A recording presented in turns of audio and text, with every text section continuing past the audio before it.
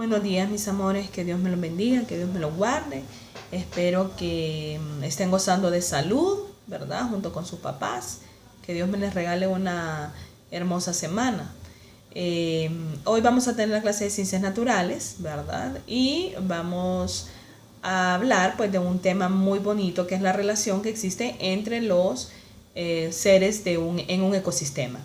Las clases pasadas estábamos hablando de cómo se organizaban los seres vivos de un ecosistema. ¿Se acuerdan que miramos que era bioma, que era población, que era comunidad, que era ecosistema, biosfera, ¿verdad? Esas eran las formas como se organizan los seres vivos en un ecosistema. Miramos también cuáles eran los factores bióticos y cuáles eran los factores abióticos. Quiero felicitar a los niños que me mandaron sus tareas, ¿verdad? Muy bien, están trabajando muy bien y pues los felicito. Hoy vamos a ver, como les decía yo, la relación entre los seres vivos.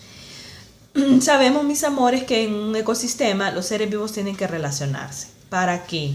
Para poder reproducirse, para poder alimentarse, para poder protegerse, para poder tener un lugar donde puedan vivir, ¿verdad? Entonces dice que los seres vivos que forman un ecosistema tienen necesidades como alimentarse, que ya les dije, crecer y reproducirse. Para satisfacer esas necesidades deben disponer de un espacio o territorio de alimento, de agua, aire y luz, ¿verdad? ¿Se acuerdan que estábamos hablando en la clase pasada que los factores abióticos son los que no tenían vida, pero que eran necesarios para los factores bióticos, que son los seres vivos, ¿verdad? Y los factores bióticos y los factores abióticos se relacionan entre sí para poder formar un ecosistema y una biosfera. Dice, la interacción de las poblaciones resultan beneficiar cuando se relacionan los seres vivos, en la relación que existen entre los seres vivos, unos van a ser beneficiados, pero otros van a ser perjudicados, ¿verdad? Eso es lo natural, eso es lo que pasa en la naturaleza. Dice, como esas necesidades son comunes a los individuos de una misma especie y de los de especies diferentes, entonces se van a establecer dos tipos de relación, ¿verdad? O sea, los individuos de una misma especie se relacionan, pero también esos individuos se relacionan con otras especies. Por eso existen dos tipos de relaciones. Vamos a ver, las relaciones intraespecíficas. Intra significa adentro, o sea, la relación que van a haber entre los seres de la misma especie. Por ejemplo, si es una manada de elefantes, ¿qué relaciones tienen todos los elefantes? ¿Qué relaciones tienen dentro de la manada? ¿Verdad? Solamente los elefantes. Estamos hablando de una manada de leones. ¿Cuál es la relación que existe dentro de esa manada? Solamente de los leones. Por eso se llaman relaciones intraespecíficas. Intra significa de adentro. O sea, la relación que hay entre los seres de la misma especie. ¿Verdad? ¿Cuáles van a ser estas relaciones? Van a ser relaciones de competencia, pero también relaciones de ayuda o cooperación. Mis amores, los seres de la misma especie dentro de la manada tienen relaciones de competencia. O sea, ellos compiten por el alimento, compiten por reproducirse, para poder subsistir. Ellos tienen que competir con los seres de la misma especie, con individuos de la misma especie. Dice, relación de competencia. Cuando la cantidad de alimentos no es suficiente para satisfacer las demandas de alimentos de todos los individuos, surge entre ellos una competencia, una lucha, ¿verdad? En cual se eliminan a los más débiles o los menos adaptados. O sea, si hay un grupo de focas, por ejemplo, ¿verdad? Ustedes saben que hay las focas están en manada, ¿verdad? En grupos, en grandes grupos, y se hace escaso el alimento. Entonces las demás focas van a empezar a eliminar a las focas que están más débiles, a las focas que no se han adaptado, a las focas que no están fuertes, para que el alimento les ajuste a las que son más fuertes, ¿verdad? Las que están mejores adaptadas. Entonces ahí empieza una competencia, ¿verdad? Hay una competencia. Lo mismo pasa también con los leones, por ejemplo, ¿verdad? Dentro de los leones, el león más débil es el que va a ser lanzado fuera de la manada, ¿verdad? Lo van a tirar. El león, cuando ya el león, en una manada de leones solamente existe un macho y las demás son hembras. Todas las hembras se aparean con el león y todas las hembras cazan para el león y las crías del león. Entonces, cuando ya los leones alcanzan una edad madura, el león, el macho, el que manda, expulsa los leones que vayan a hacer su manada. Entonces ahí entra una competencia, porque los leones que se están volviendo adultos luchan contra que es su propio padre, ¿verdad? Luchan contra su propio padre. Si su padre es muy anciano, obviamente va a perder la pelea y el león que gana va a ser el nuevo rey de la manada. Y el que pierde es el que se va a ir, ¿verdad? ¿Se fijan? Entonces entre ellos hay competencias, mis amores. Hay competencias de quién se queda con la alimentación, hay competencias de quién se queda mandando en la manada, hay competencias de quién se aparea con las hembras, ¿verdad? Quién tiene relaciones con las hembras para tener hijos. Entonces a eso se le llama una competencia y es entre individuos de la misma especie. ¿Por qué va a haber competencia, dijimos? Para obtener alimento, para obtener agua, para obtener el poder de la manada, para poder aparearse, ¿verdad? Por eso van a haber las competencias entre ellos mismos. Pero no solamente existe esa relación de competencia, también existe la relación de ayuda o cooperación, ¿verdad? O sea, que ellos no es que pasan peleando siempre, sino que también existe la relación de ayuda y cooperación. Por ejemplo, mis amores, ustedes van a ver que en la manada de leones, todas las leonas cazan. Y una leona no va a decir, no, yo voy a cazar esta presa y me la voy a comer yo sola. No, sino que ellas se agrupan y en manada cazan. Todas se ayudan para obtener una presa y de ahí todas comen de la misma presa. Eso es relación de ayuda o cooperación. Todas cooperaron para cazar una presa grande y todas se alimentan, todas se ayudan, ¿verdad? A eso se refiere. Hablando siempre de seres de la misma especie. Dice la relación de ayuda o cooperación es frecuente en algunas poblaciones la formación de grupos transitorios o permanentes. Entonces, cuando estamos hablando de la relación de ayuda o cooperación, estamos hablando de relaciones gregarias, sociedades y colonias. Cuando hablamos de relaciones gregarias, dice constituye un conjunto de individuos con comportamientos semejantes que se unen para obtener las siguientes ventajas. Cuidar a las crías y buscar alimento. Defender ante el ataque de otros individuos. Favorecer la reproducción y proteger el territorio. De esto que yo les estoy hablando de relaciones gregarias, estamos hablando que el mejor ejemplo son la manada de elefantes. Todos los elefantes hembra o las elefantas cuidan a todas las crías de la manada, ¿verdad? Ninguna anda diciendo, no, a mí no me preocupo por esta porque no es hijo mío o hija mía, ¿verdad? No, sino que ellas se unen y colaboran en el cuidado de las crías de todas las hembras, ¿verdad? De todas las hembras. Si los elefantes miran, los elefantes hembras miran, de que hay algún depredador que quiere comerse alguna cría, todas ellas forman un círculo y ponen a la cría en medio de él, ¿verdad? Porque así ningún depredador se va a poder acercar a la cría que es vulnerable. Pero las adultas son poderosas, son fuertes y con una patada pueden matar a cualquier depredador. Entonces ellas se agrupan, ¿verdad? Por eso se llama relación gregaria, porque todas están buscando el bienestar de la manada, todas están protegiendo a las crías, ¿verdad? Y así va, y esa protección hace de que pueda haber mayor desarrollo de la manada, porque esas crías van a crecer y se van a reproducir. Eso es lo que están buscando, ¿verdad? También está, de ejemplo de eso, están la bandada de aves, ¿verdad? El cardumen, ¿verdad? Un cardumen que es un grupo de peces, y los lobos, ¿verdad? Ellos están perfectamente organizados, tienen una relación gregaria. Cada lobo tiene su objetivo en la manada, su trabajo en la manada, y cada uno lo respeta y lo cumple, ¿verdad? Bueno, esa es la relación gregaria. ¿Qué pasa con las sociedades? Cuando hablamos de sociedades, dice, está integrada por un conjunto de individuos que se comunican entre sí por diversos estímulos y entre los cuales existe una especialización de tareas y una jerarquía social. Uno de los mejores ejemplos son las abejas, las avispas y las hormigas, ¿verdad? Las abejas forman una colmena, las abejas y las avispas.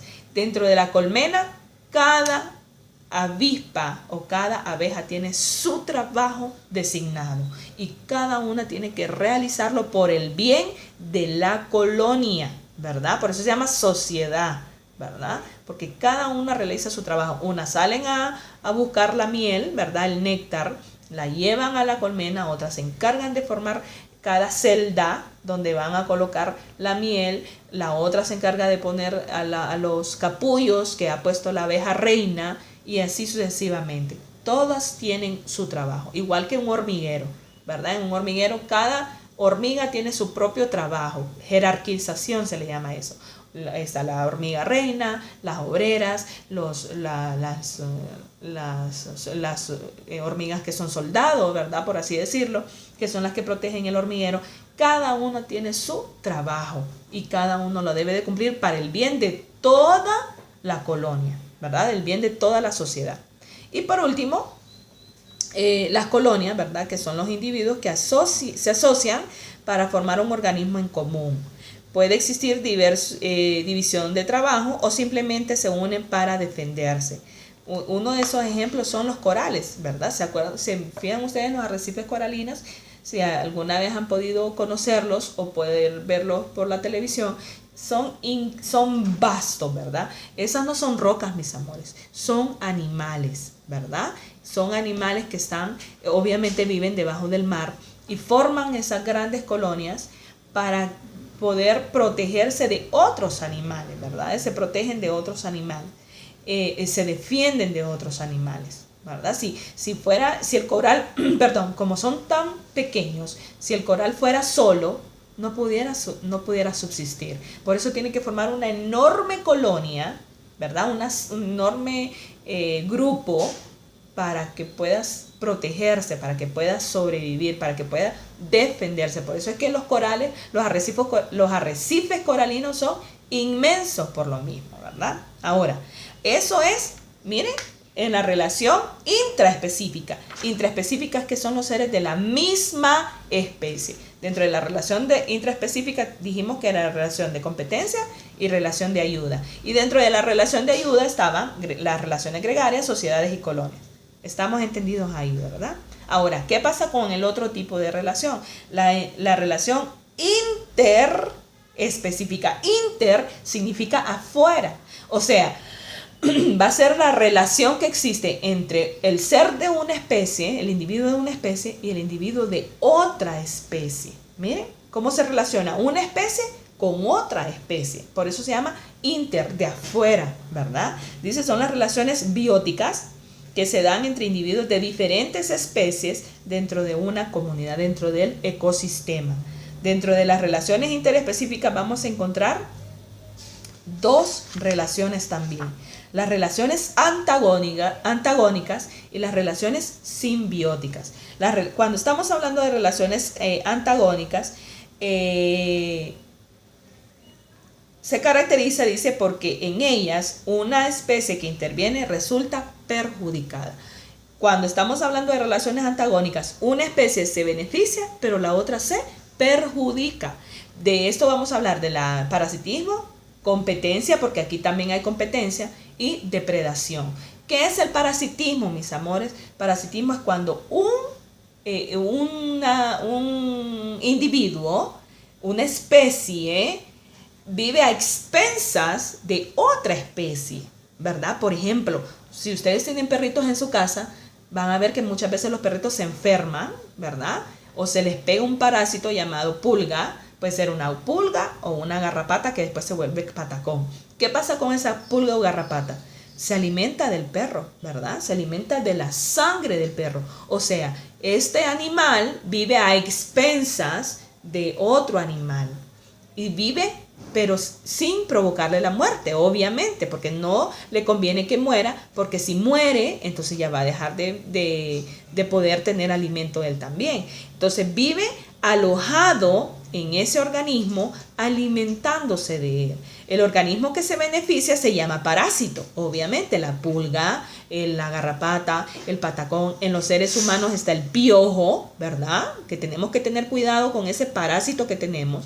También está la solitaria, ¿verdad? La solitaria es cuando comemos carne infectada, el huevecillo se aloja en nuestro intestino delgado y empieza a alimentarse de lo que nosotros comemos. Entonces nosotros al final de cuentas nos enfermamos porque tenemos ese parásito ahí que vive de nosotros, vive, ¿verdad?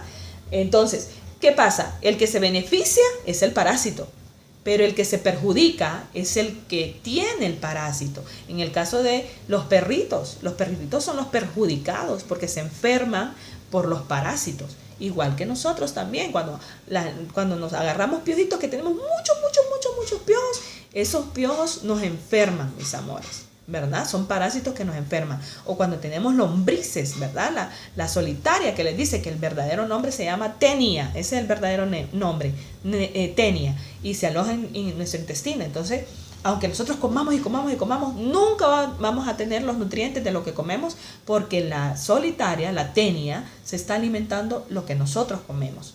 Entonces, miren, uno se beneficia y el otro se perjudica. De ahí está la competencia, como les expliqué anteriormente, la competencia entre los seres de la misma especie, pero también hay competencia de seres de diferente especie, ¿verdad? Por ejemplo, cuando llegan a algún abrevadero es el lugar donde hay agua, ¿verdad? Entonces, el animal que es más fuerte, el animal que es más poderoso, es el que va a poder tener el agua para poder vivir. El animal que es más débil, más indefenso, lamentablemente va a perjudicarse. El más fuerte va a ser el beneficiado y el más débil va a ser el perjudicado. Lo mismo pasa con las plantas, ¿verdad? Las plantas que son de diferentes especies, por ejemplo, los árboles que crecen compitiendo por la energía del sol. Recuerden que las plantas son autótrofas y se alimentan, ellas producen su propio alimento gracias a los rayos del sol. Entonces hay una competencia. Entre más crece la planta, ella es la que más tiene los rayos del sol. Entonces hay esa competencia entre seres de diferente especie, ¿verdad? Dice competencia, esta relación se da cuando dos especies luchan por un mismo factor limitante, fuente de alimento o territorio, y una de ellas sale perjudicada, ¿verdad? O ambas pueden salir perjudicadas. Por ejemplo, las plantas pequeñas compiten con los árboles por espacio para crecer y obtener la luz. Las plantas pequeñas obviamente van a salir perdiendo porque los árboles crecen enormes, ¿verdad? Y ellos son los que obtienen la mayor cantidad de luz solar. Entonces, eso es competencia. Y en la otra es la depredación, ¿verdad? En la depredación va a haber un animal que es el depredador y va a ser el otro animal que es la presa. Obviamente la presa va a ser el animal que va a salir perjudicado porque va a perder la vida, ¿verdad? Recuerden que un depredador caza a su presa, se alimenta de su presa y es el que tiene que matar al otro animal para poder alimentarse. Eso es lo que existe. Entonces esas son las relaciones antagónicas. ¿Qué pasa con las relaciones simbióticas? Cuando hablamos de relaciones simbióticas estamos hablando de mutualismo y estamos hablando de comensalismo. El mutualismo dice que en las relaciones simbióticas se beneficia una sola o las dos especies que intervienen. Cuando estamos hablando de mutualismo es donde las dos especies se benefician y no pueden vivir una sin depender de la otra. Por ejemplo, cuando estamos hablando de líquen. El líquen es un organismo, un individuo que se forma por el alga y un hongo, ¿verdad? El hongo produce la humedad y el alga produce el alimento para que el líquen pueda vivir. Si no existe el alga o no está el hongo, entonces no puede existir el líquen. A eso se le llama mutualismo, ¿verdad? Y comensalismo es cuando un organismo se beneficia mientras que el otro no se perjudica. O sea, un organismo se beneficia del otro, pero el otro no se beneficia, pero tampoco se perjudica. Por ejemplo, cuando estamos hablando del pez rémora, ¿verdad? El pez rémora es un pez que se queda cerca del tiburón, ¿verdad? Está cerca del tiburón o se adhiere al tiburón, y esto hace de que el tiburón lo transporte a donde el tiburón ande, ¿verdad? Además de que le proporciona protección al pez, porque el pez rémora es pequeñito, ¿verdad? Y entonces el pez rémora ahí anda. Entonces, ¿quién se le va a acercar al pez rémora así? Está al lado del tiburón. Nadie, ¿verdad? Entonces, por eso se le llama comensalismo. Las dos especies tienen relación, una se beneficia, pero la otra ni se perjudica ni se beneficia. Al tiburón no le importa que el pececito ande ahí, porque el tiburón ese pececito no le causa daño, pero tampoco le causa ningún beneficio. A él no le importa, ¿verdad? ¿Saben qué otro ejemplo también es de este comensalismo? De las orquídeas. Las orquídeas son plantas que tienen raíces aéreas. ¿Y eso qué significa? Que se alimentan del desperdicio que dejan las otras plantas, ¿verdad? Entonces, la orquídea vive cerca de otra planta, de un árbol, ¿verdad? Sus raíces están en otro árbol, pero ese árbol no se perjudica porque la orquídea esté ahí. Y la orquídea sí se beneficia alimentándose de lo que el árbol puede desperdiciar. Entonces, mis amores, ese es el tema del día de hoy. Espero hayan entendido. Cualquier cosa me pueden consultar, ya lo saben. ¿Qué es lo que me van a hacer ustedes? Me van a escribir las características de lo que les acabo de explicar y me van a hacer los dibujitos, me van a dibujar ejemplos de cada una de estas relaciones que les acabo de explicar. Los quiero mucho. Cuídense. Diosito me los bendiga. Obedezcan a mamá y a papá. Los amo. Espero verlos pronto.